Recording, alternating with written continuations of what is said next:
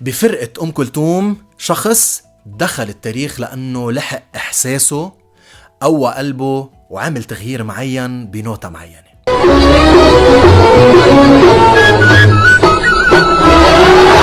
سيد سالم هو عازف الناي بفرقة أم كلثوم، وبمطرح معين لحق إحساسه، فات بحالة حلوة كتير، آمن بالإحساس اللي عنده إياه، آمن بجمهور أم كلثوم إنه يلقط هالإحساس، وآمن بإنه أم كلثوم بذاتها تعرف شو اللي صار وتحب اللي صار كمان. اللي رح أقلك إياه، إذا رح تكون شخص خايف تعمل تعديل بحياتك أو خايف تعدل قاعدة تعلمتها من أنت وصغير، فرح أقلك رح تبقى محلك كل الحياة.